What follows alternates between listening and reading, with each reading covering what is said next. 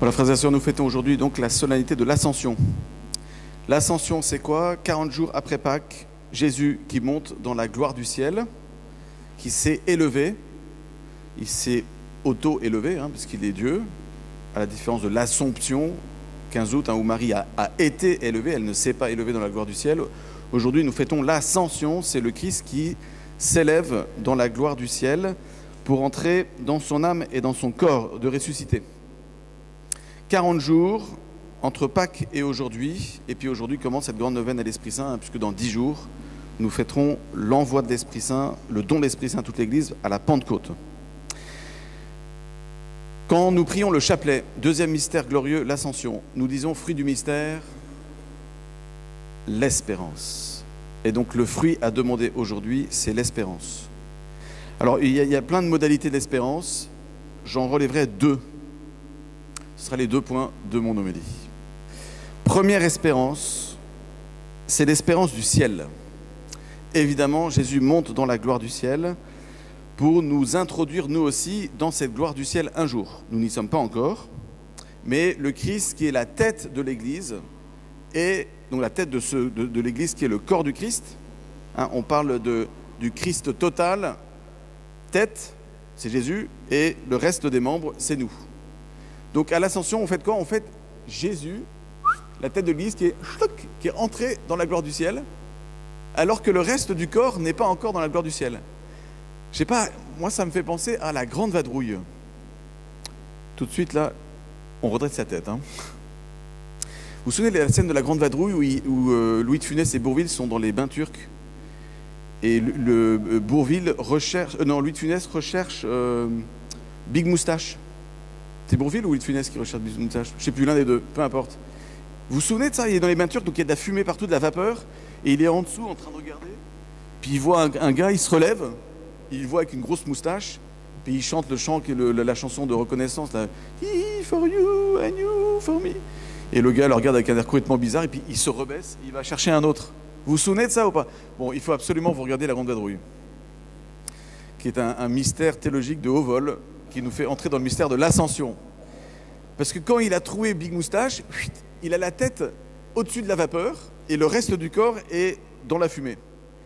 Alors vous voyez, le Christ à l'Ascension, c'est le Christ dans les bains turcs, dans la Grande Vadrouille.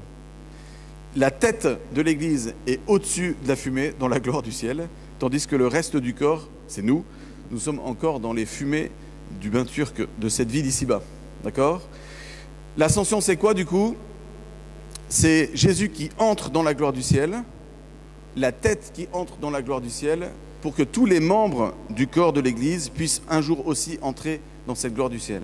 Ça se passera à notre mort, quand nous verrons Dieu face à face, c'est notre espérance en tout cas, pour entrer dans cette gloire du ciel. Et puis à la résurrection finale des justes, tous les morts ressusciteront et les corps des justes, des saints, ressusciteront pour entrer dans la vie éternelle.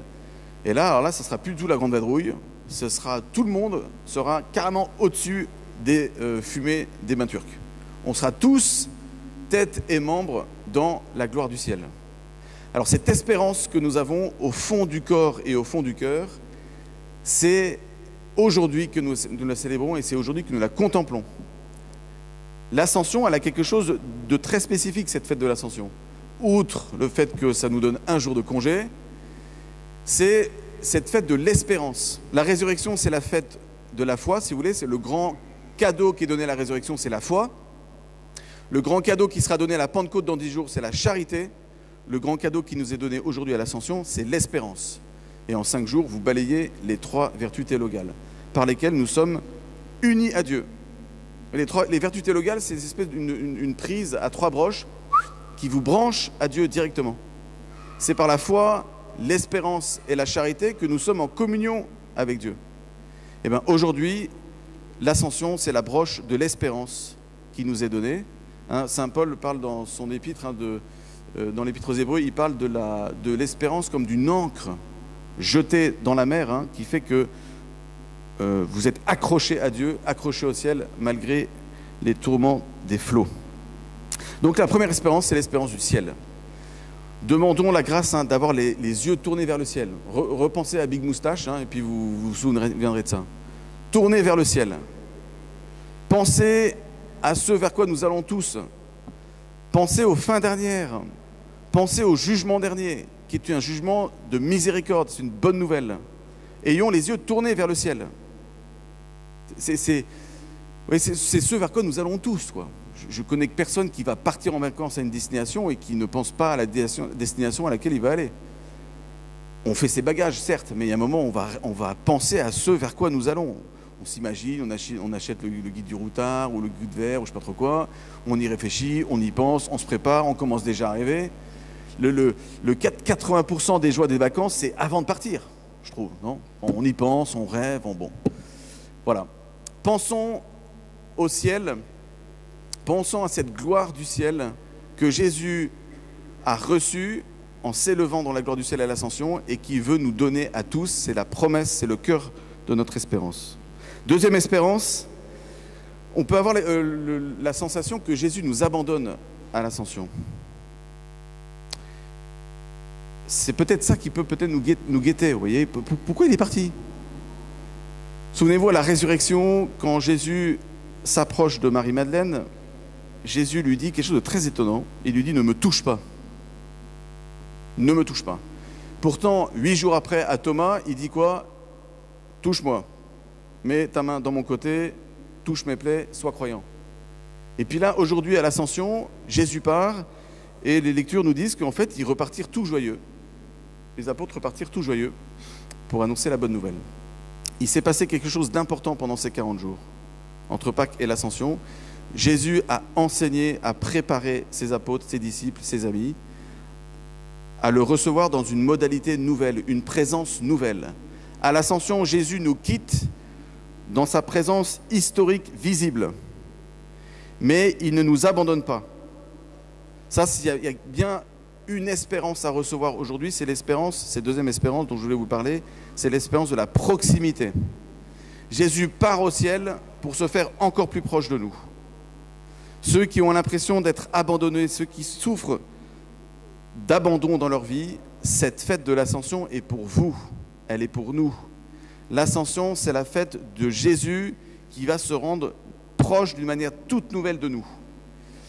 De la même manière qu'il n'a pas quitté son Père quand il s'est incarné, il n'a pas quitté le ciel quand il s'est incarné pour venir ici-bas, de la même manière, Jésus ne nous a pas abandonnés quand il est remonté au ciel. C'est pour ça d'ailleurs qu'il dit, je vais vous envoyer le défenseur, celui qui vous enseignera toutes choses nouvelles, qui vous conduira vers la vérité tout entière. Donc on n'est pas abandonné aujourd'hui.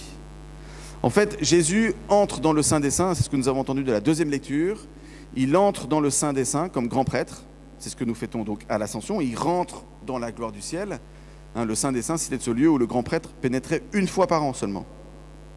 Bon, Jésus, qui est le grand prêtre véritable, entre dans le Saint des Saints qui s'appelle le ciel, en traversant le voile du Saint des Saints, le voile de sa chair, dit l'Épître aux Hébreux.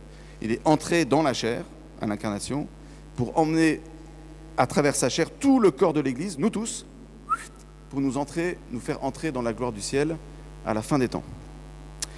Et donc, Jésus va vivre une proximité nouvelle avec nous en envoyant l'Esprit Saint, mais ça, on va attendre, on fêtera ça dans 10 jours, à la Pentecôte.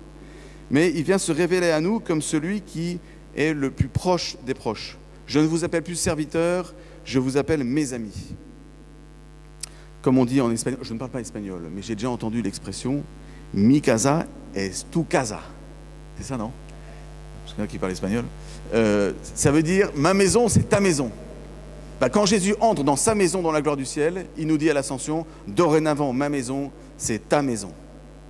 Et donc l'espérance que nous avons, c'est d'entrer un jour pleinement dans cette maison de Jésus, cette maison de Dieu, cette maison des saints, qui est, à partir d'aujourd'hui, notre maison.